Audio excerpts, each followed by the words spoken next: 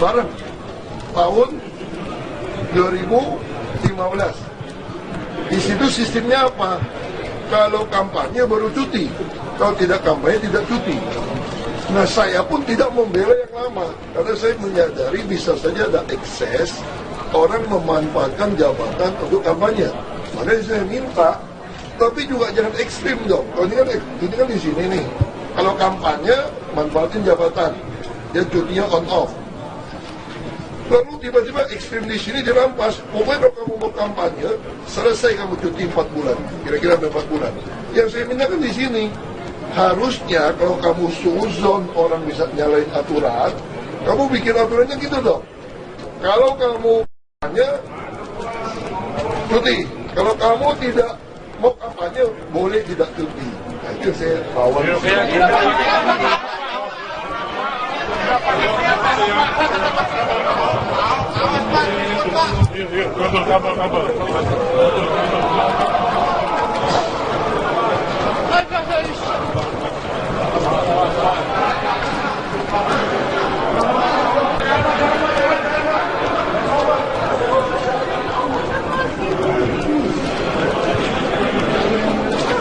Seperti yang kita lihat di layar kaca, baru saja Ahok atau Basuki Cahayapurnama keluar dari ruang persidangan MK dan memberikan pernyataan ataupun komentar statementnya kepada awak media ataupun kepada wartawan. Satu kalimat terakhir yang bisa kita ingat di sini yang menjadi keberatan Ahok adalah kalau dia ingin kampanye, dia sebaiknya tidak mengambil cuti. Namun hal demikian juga sebaliknya berlaku, yaitu kalau tidak mau kampanye seharusnya juga tidak mengambil cuti, pemirsa. Dan ini yang tadi menjadi tuntutan dari Basuki Cahayapurnama ataupun Ahok dalam persidangan perdana ketika ia menyampaikan permohonannya tanpa didampingi kuasa hukum ke Majelis Hakim Mahkamah Konstitusi yang diketuai oleh Anwar Usman. Kemudian apa yang menjadi permohonan Ahok ini kemudian direspon oleh panelis Majelis Hakim Mahkamah Konstitusi, namun tampaknya Basuki Cahayapurnama ataupun Ahok masih harus memperbaiki permohonan-permohonan yang diajukan kepada Mahkamah Konstitusi.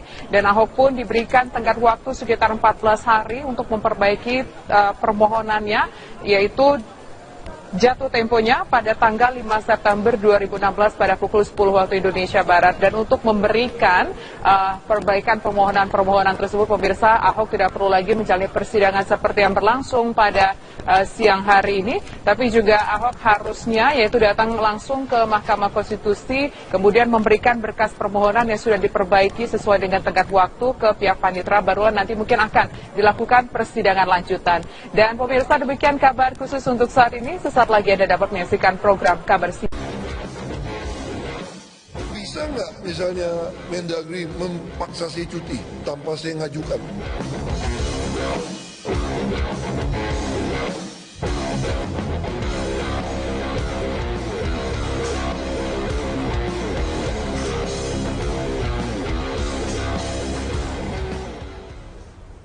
Gubernur DKI Jakarta Basuki Cahayapurnama mengajukan judicial review atas ketentuan wajib cuti bagi cagup petahana seperti diatur dalam Undang-Undang Nomor 10 Tahun 2016 tentang pemilihan kepala daerah. Ahok ingin ketentuan yang mewajibkan calon petahana cuti di masa kampanye itu dihapus. Alasannya Ahok ingin fokus mengawal rancangan anggaran pendapatan dan belanja DKI Jakarta 2017. Salah satu poin dalam pembahasan RAPBD DKI itu adalah soal anggaran pemilihan gubernur dan wakil gubernur Jakarta tahun depan. Seperti apa sebenarnya ketentuan cuti bagi kandidat petahana di Pilgub, pemilihan wali kota maupun pemilihan bupati? Dan untuk membahas hal ini di studio telah hadir mantan Komisioner KPU I Gusti Putu Arta dan juga peneliti hukum Perludem Fadli Ramadhanil. Dan juga nanti akan bergabung bersama kita mantan Ketua Mahkamah Konstitusi Hamdan Zulfa. Selamat malam Bapak-bapak, Mas Fadli ya, Mas Fadli dan juga Pak Putu. Terima kasih sudah datang di Berita Satu TV. Dan sebelum kita mulai Prime Time Talk pada malam hari ini, ada informasi berikut ini. Gubernur DKI Jakarta Basuki Cahayapurnama menyatakan tidak akan mengambil cuti untuk kampanye pada Pilkada DKI mendatang. Ahok meminta agar Mahkamah Konstitusi mempercepat proses uji materi tentang cuti kampanye bagi calon kepala daerah petahana. Bisa nggak misalnya Mendagri memaksa saya cuti tanpa saya ngajukan?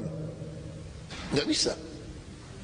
Karena saya dijamin undang-undang konstitusi, saya bekerja untuk 60 bulan jadi gubernur. Jadi dari Wagub sampai gubernur melanjutkan Pak Jokowi. Konstitusi yang menjamin saya.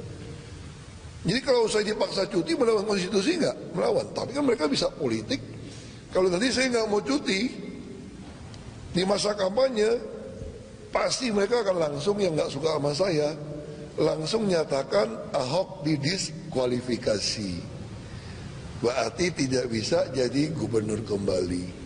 Ini kan cuma permainan politik saja dari mereka. Nah, untuk atasi perbedaan ini kemana? Harus bawa ke Mahkamah Konstitusi. Makanya saya harap Mahkamah Konstitusi bisa cepat memanggil untuk proses ini. Karena 19 September sudah pendaftaran. Ya kan? Nanti Oktober sudah harus cuti. Hampir 4 bulan, gila nggak cuti? Bukan 3 bulan loh. Jadi dari 25 Oktober sampai 11 Februari, hampir 4 bulan. Dan itu masa susun anggaran, masa penyerapan anggaran, semua rencana di situ. Dan pemirsa, kita akan mulai perbincangan kita dalam Prime Time Talk pada malam hari ini ke Pak Putu dulu. Pak Putu, menurut Anda dari Undang-Undang nomor 10 tahun 2016 ini, cuti ini bisa kita terjemahkan sebagai hak atau sebuah kewajiban? Ya, karena ya sudah diatur di undang-undang, itu kan mengatur, mewajibkan kepada pasangan calon. Jadi saya jelaskan itu ada di pasal 70. Pasal 70 dan pasal 71 yang mengatur soal itu. Pasal 70 sendiri ayat 3-nya, ayat 4-nya, ayat 5-nya semua mengatur. Poin yang dimasalahkan oleh Pak Ahok itu adalah bahwa kalau kepala daerah mencalonkan diri kembali, cuti selama masa kampanye. Jadi rumusan hukum ini relatif berbeda dengan undang-undang sebelumnya nomor 8 yang hanya mewajibkan cuti pada saat hari kampanye saja. Jadi karena sekarang masa kampanye berarti dari tanggal 27 Oktober sampai tanggal 11 Februari, hampir 3,5 bulan, itu full tidak bertugas, cuti. Kalau kebetulan dua-duanya maju, misalnya siapa tahu Ahok Jarot satu paket, maka dua-duanya kemudian cuti dan akan ada PJ, pejabat kepala daerah.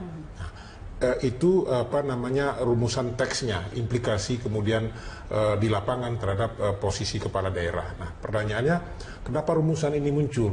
Kenapa Undang-Undang nomor 8 berubah jadi seperti ini? Saya relatif agak mengikuti perkembangan pembahasan Undang-Undang nomor 10 itu. Sebetulnya kemarin perdebatannya kan inginnya parlemen waktu itu agar kepala daerah juga mundur, berhenti. Nah, tetapi oleh pemerintah kan dikatakan tidak bisa berhenti, tidak bisa mengundurkan diri karena sudah pernah ada jurisprudensi di Undang-Undang 12 tahun 2008 pernah muncul di situ di salah satu pasal mengundurkan diri, tapi diuji materi oleh Gubernur Lampung ketika itu Pak Sahrudin lalu menang, maka rumusannya dikembalikan jadi cuti. Jadi kalau sekarang lagi dimunculkan itu diuji materi di MK lagi, pemerintah kan kehilangan muka. Nah, akhirnya komprominya kemudian argumen itu waktu itu dari parlemen adalah kalau kami tidak boleh juga apa namanya cuti, kami juga harus berhenti kalau menjadi calon kepala daerah, kan dia juga harus berhenti petahananya itu. Nah, akhirnya komprominya kemungkinan ya sudah kalau begitu kita cuti selama masa kampanye full. Ini suasana kebatinan pembahasan itu sehingga muncul kemudian rumusan yang mengharuskan petahana cuti selama masa kampanye. Nah, penilaian saya kemudian sebetulnya tujuan ini bagus, tetapi saya tetap menganggap bahwa rumusan ini relatif agak berlebihan. Kenapa dia berlebihan? Karena dia punya implikasi kemudian terhadap proses ketatanegaraan di daerah itu. Ada berapa PJ harus kemudian dimunculkan lagi kalau ketika bicara cuti 3 bulan.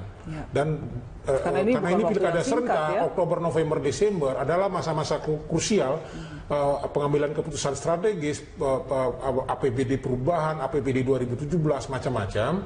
Memang itu ada persoalan kemudian dengan kinerja jalannya pemerintahan di daerah itu.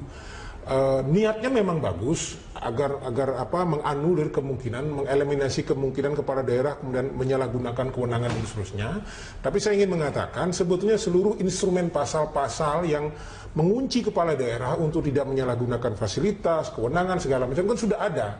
Tapi yang kemudian menjadi evaluasi saya adalah justru instrumen itu tidak pernah secara serius oleh penyelenggara dan pengawas ditegakkan secara maksimal. Sehingga kalau sebetulnya rumusannya tetap seperti dulu, suasana kebatinannya, filosofinya, agar pemerintahan di daerah itu tetap running well jalan, cutinya bergilir, ini sekarang 3 hari cuti, setelah itu wakilnya cuti, tetap jalan, aman, tetapi kemudian terjadi penegakan aturan yang baik. Kalau memang sudah ada penyalahgunaan wewenang, sikat. Kalau misalnya ada mobilisasi PNS, sikat, itu tidak ada masalah. Nah, maka di situ saya katakan relatif agak berlebihan sehingga mengorbankan kemudian kepentingan publik yang lebih luas atas pelayanan rakyat itu dengan sekedar kemudian untuk mengamankan bahwa selama 3 bulan ini tidak terjadi penyalahgunaan itu. Sebetulnya Anda melihat Undang-Undang Nomor 10 Tahun 2016 ini seperti apa? Karena masih banyak yang menyatakan masih membuka celah untuk berbagai tafsiran. Seperti misalnya tadi Anda sudah menyebutkan pasal 70 ayat 3. Sebenarnya yang disasar adalah pasal 70 ayat 2 di mana disebutkan bahwa gubernur, wagub, bupati, wakil bupati, wali kota dan wakil wali kota pejabat negara lainnya dapat ikut dalam kampanye. Kata dapat ini artinya tidak wajib untuk ikut kampanye gitu. Ini yang masih menimbulkan tafsiran. Anda sendiri melihatnya seperti apa? Kalau dapat ikut dalam kampanye memang bisa ikut kampanye, bisa tidak artinya kan? Ya, tetapi calon kan terikat seluruh tahapan itu. Pertanyaannya kemudian, kalau kemudian yang bersangkutan pasti akan ikut debat, debat kan bagian dari kampanye. Ya artinya sudah ikut kampanye. Kalau salah